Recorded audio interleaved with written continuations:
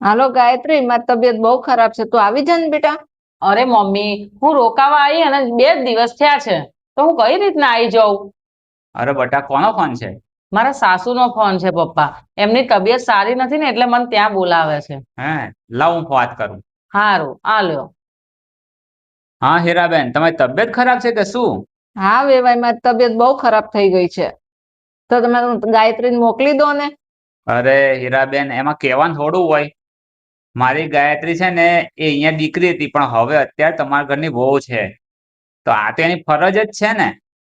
અને આમે સુખમાં તો બધા સાથ આપે, દુઃખમાં સાથ આપે ને એ સાચો પરિવાર કહેવાય. તમે ચિંતા ના કરતા, હું અત્યારે ગાયત્રીને મારા મોટા દીકરાને જોડે મોકલું છું, એ સવાર સુધીમાં આવી જશે. હો. એ હા હો, કઈ હા, વાંધો નહીં. સાચવજો હો તબિયત. હા હા.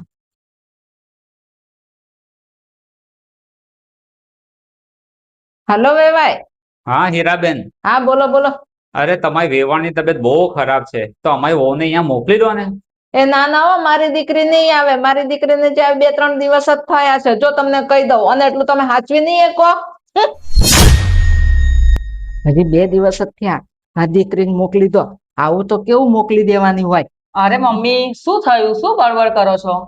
અરે તારા સસરાનો ફોન હતો, તારી સાસુની તબિયત નહીં સારી ને, તો એને ફોન કર્યો કે ગાયત્રીને મોકલી દો.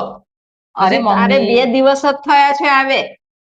અરે મમ્મી, એમાં શું થઈ ગયું? મારા સસરાએ ભલે ફોન કર્યો, પણ મમ્મીની તબિયત સારી ના હોય એટલા માટે.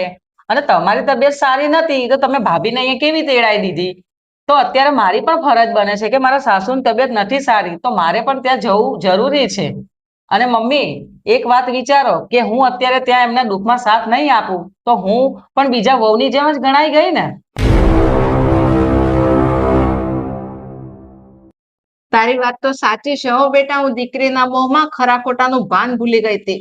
તે મારી આજે આંખો ખોલી દીધી બેટા. અને તારી ફરજ છે કે તારી સાસુની તારે સેવા કરવાની. જા બેટા, તને તારો ભાઈ મૂકી જાય છે, બરોબર? સારું મમ્મી.